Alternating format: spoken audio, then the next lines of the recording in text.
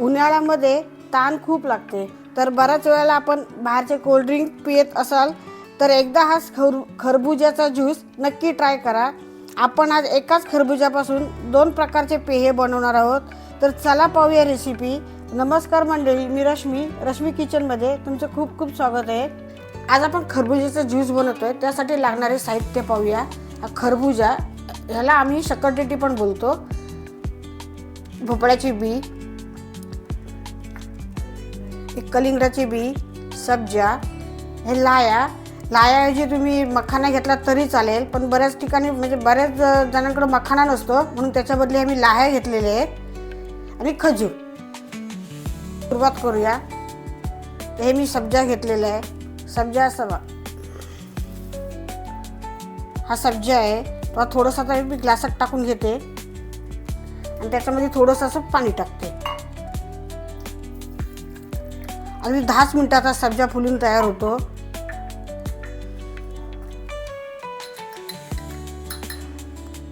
हे मी आता बाजूला ठेवते. ते मी भोपळ्याच्या बिया आणि या कलिंगडाच्या बिया घेतलेल्या आहेत, तर ते मी सकाळीच भिजून ठेवले आहेत. ते दूध घेतलं, थोडंसं दुधामध्ये कलिंगडाच्या बिया आणि भोपळ्याच्या बिया असे भिजून ठेवलेले आहेत, अगदी तासभर आधी भिजवलेले आहेत. तर ह्या पण मी बाजूला ठेवते. त्या खजुराच्या 4 बिया आणि हे लाया खूप शरीराला खूप चांगल्या असतात. याच्यामध्ये भरपूर प्रथिने असतात आणि ह्या मेन म्हणजे थंड खूप असतात. तर ह्या लाया आणि एक खजूर हे मी भिजून ठेवले 1 तास आधी दुधामध्ये. दूध थंडच घेतलं होतं. हा खजूर आणि हे लाया 1 तासापूर्वी हे सगळं भिजून ठेवलेले आहे. आता आपण सुरुवात करणार आहोत. आता खरबूज घेतलेलं आहे, आता तो आपण कट करून घेणार आहोत.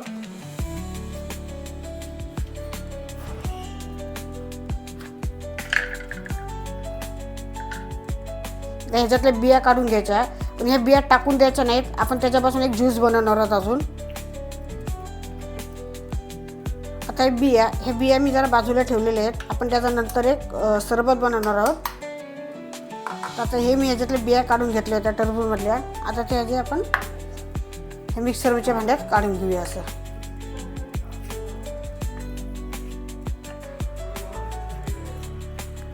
आधच घेतलेलं आहे. आता ह्याच्यामध्ये आपण जे लाह्या आणि खजूर भिजवले होते दुधामध्ये ते टाकून घेते, आणि या भोपळ्याच्या बिया आणि कलिंगडाच्या बिया हे टाकून घेते. ह्याच्यामध्ये आपण साखर वगैरे काही टाकणार नाहीये, म्हणूनच आपण खजूर टाकलेलं आहे. तर आता हे मी मिक्सरला बारीक करून घेते. मिक्सर झालेलं आहे. आता आपण पाहू ज्यूस किती दाटसर आणि असा घट्ट झालेला आहे पहा. आता आम्ही ग्लासमध्ये ओतून घेते. थोडा आपण सब्जा टाकून घेतलेला आहे. आता त्याच्यामध्ये आपण आईस क्यूब, आता आपण हा ज्यूस तयार केला होता तो ओतून घेऊया.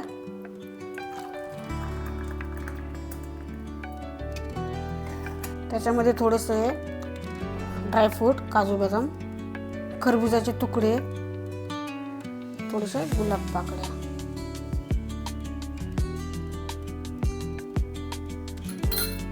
आपला शुगर फ्री टरबुजाचा ज्यूस तयार झालेला आहे, हेल्दी आणि पौष्टिक. त्याच्यात आपण आता स्ट्रॉ टाकून घेऊया.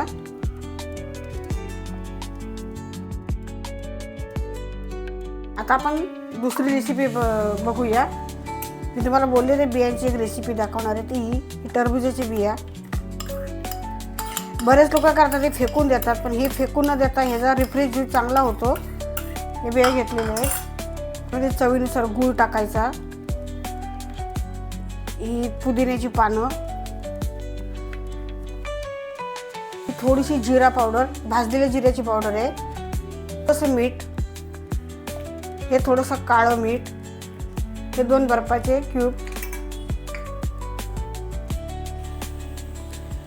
थोडा लिंबाचा ज्यूस. आता हे मिक्सरला बारीक करून घेते. ते मिक्सरला झालेलं आहे. आपण पाहूया. हे बारीक झालेलं आहे, पण हा मी गाळून घेते. हे मी गाळून घेते.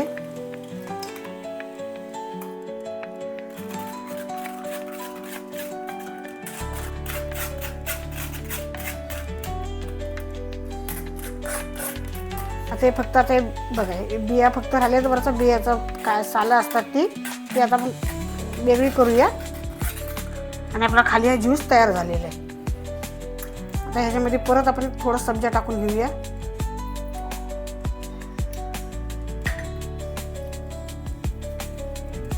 सब्जा टाकला. आता थोडी पुदिन्याची पानं बारीक कापून घेतली, ती टाकून घेतली. त्याच्यामध्ये हा ज्यूस टाकून घेते.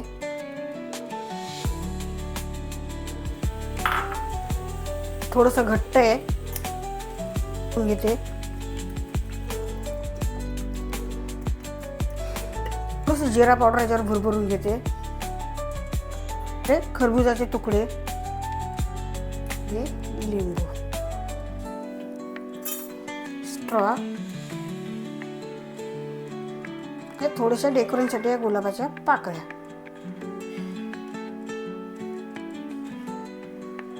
हा आपला रिफ्रेश ज्यूस तयार झालेला आहे. आपण एकाच फळापासून 2 ज्यूस केले. एक आपण केला तर दूध टाकून केलेला आहे आणि हा आपण बियांपासून बनवलेला आहे. खरबुजा हा चवीने गोड, पचायला हलका आणि शरीराला थंडावा देणारा असतो. तर खरबुजापासून बनवलेल्या दोन्ही पेयाची रेसिपी तुम्हाला कशी वाटली ते सांगा. हे रेसिपी नक्की एकदा ट्राय करून बघा. तुमचा अनुभव माझ्याबरोबर शेअर करा. आपल्या चॅनलला सबस्क्राईब करा. धन्यवाद. जय श्री कृष्ण.